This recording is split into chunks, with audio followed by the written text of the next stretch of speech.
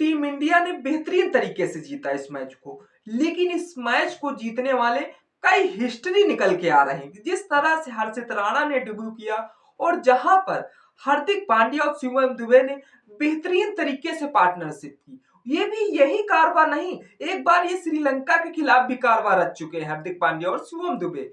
लेकिन जिस तरह से शिवम दुबे को जिस तरह से अर्धशतक आया उनके बल्ले से और जिस तरह से फिर हर्षित राणा को शायद उनकी तौर पे खिलाया गया, शायद ये कमाल की टीम इंडिया की जीत रही। इस टीम के लिए शायद सवाल भी कुछ खड़े होंगे। तो नमस्कार दोस्तों, सटीक क्रिकेट न्यूज में आप सभी का स्वागत है।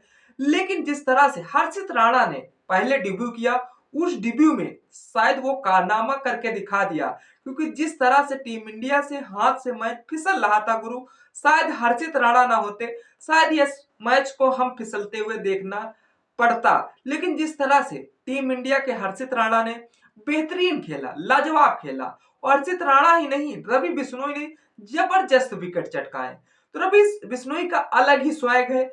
और लेकिन जिस तरह से हमारे हार्दिक पांड्या और शिवम दुबे ने बेहतरीन तरीके से साझेदारी की, क्योंकि जिस तरह से हर्षित राणा और का महत्वपूर्ण योगदान रहा, और जिस तरह से इस प्लेयर ऑफ द मैच का man of the match Hardik Pandya को सौंपा गया, क्योंकि जिस तरह से 29 गेंदों में जिस तरह से गुरु अर्धशतक मार चुके थे, और जिस तरह से अर्धशतक मारने के बावजूद उनका स्वैग नहीं बदलने वाला था, क्योंकि कंडक्शन सब्स्टिट्यूट के तौर पर जब डेब्यू करने आए हर्षित राणा, तो लोगों को हैरान कर दिया गया, क्योंकि जिस तरह से 12 खिलाड़ी टीम में शामिल करना, ये शायद इंग्लैंड से परे है। इंग्लैंड कभी भी नहीं सोच पाएगी यार 12 खिलाड़ी कब से इस मैच में खेलते हैं।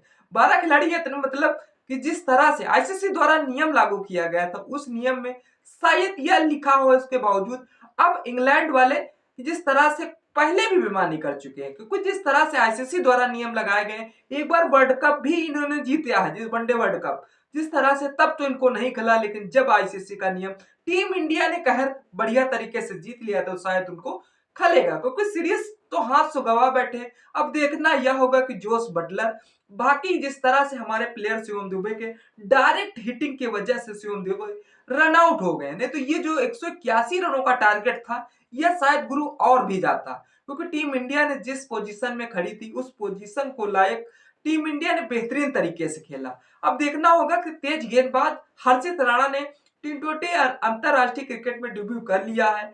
उन्होंने कंकशन सब्स्टिट्यूट के तौर पर डेब्यू किया, और इस तरह से डेब्यू करने वाले दुनिया के 7वें खिलाड़ी बन गए हैं। वह कनेक्शन सब्स्टिट्यूट के तौर पर टी20 अंतरराष्ट्रीय में डेब्यू करने वाले पहले गेंदबाज हैं, और पहले भारतीय भी हैं।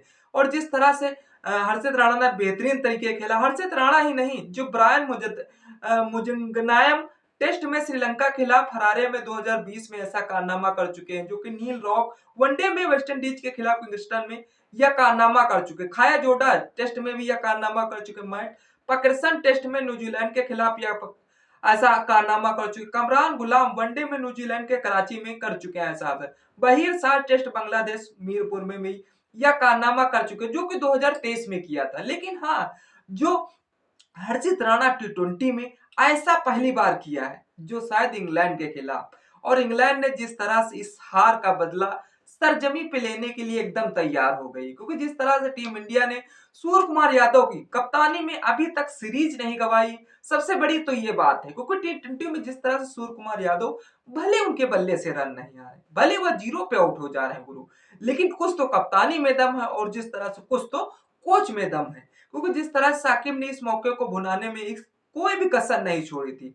हाँ, एक बार साकिब ने टीम इंडिया के बल्लेबाजों को काफी परेशान किया था, क्योंकि जिस तरह से हमारे संजू सैमसन का विकेट चटकाया, और फिर तिलक वर्मा का विकेट चटकाया, और सूर्य कुमार यादव का विकेट चटकाया, तो टीम इंडिया को ऐसा लग रहा था कि जिस तरह से अब टीम इंडिया लड़खड़ा जाएगी, क्योंकि जिस पोजीशन पे खड़े थे, फिर शायद जिस तरह से रिंकू सिंह एंट्री होती है, रिंकू सिंह और फिर अभिषेक शर्मा, शायद थोड़ा बहुत पार्टनरशिप चलती है, क्योंकि 60-65 रनों की पार्टनरशिप थोड़ी नहीं बहुत होती, क्योंकि जब टीम इंडिया के लगातार या मतलब 3 विकेट गिर जाते हैं, तो शायद टीम इंडिया लड़खड़ा ही जाती है।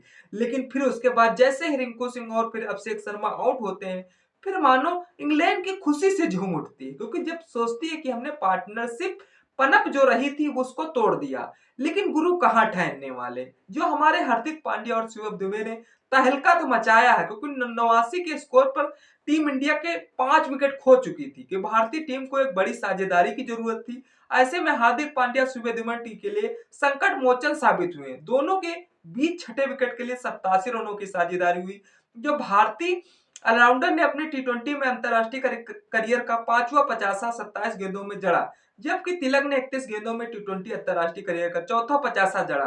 दोनों इस मैच में 53 रनों की शानदार पारियां खेली और टीम इंडिया को बेहतरीन तरीके से जिताया।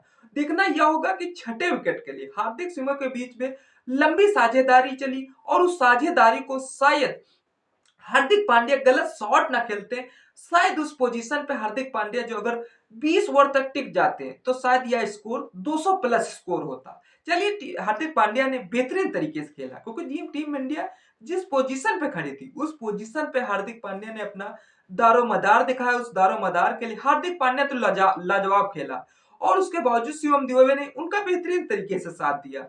और हमारे बालरों को जितनी तारीफ की जाए उतना ही कम है, क्योंकि बालरों ने वो कारनामा करके दिखाया जो कारनामा करना था। अब टीम इंडिया जो रही 3-1 से सीरीज पे कब्जा कर लिया। जो आखिरी मैच यानी कि 2 तारीख को बचा, जो कि वानखेड़े स्टेडियम में खेला जाएगा। अब टीम इंडिया इसमें तो बेधड़क निधड़क जीते खेलेगी उसमें, लेकिन ये भी मैच टीम इंडिया को बेहतरीन तरीके से जीतना। आपको क्या लगता है कि जिस तरह से टीम इंडिया ने इस मैच को मुकाबले से जीता है, क्योंकि यह बहुत टक्करी मैच हो रहा था, क्योंकि टीम इंडिया को एक लग रहा था कि शायद इस मैच को अब गया, लेकिन नहीं गुरु, हर्षित राणा आ गया। हर्षित राणा आ गया तो टीम में गुरु छा गया और टीम का वो प्रसन्न जलवा दिखा गया। तो आपको क्या लगता है? इस वीडियो अगर पसंद आए तो लाइक शेयर कमेंट करना ना भूले। चैनल पे पहली बार सब्सक्राइब कर लीजिए। तब तक इस वीडियो को मजा लीजिए, फिर मिलते हैं किसी नेक्स्ट वीडियो के साथ।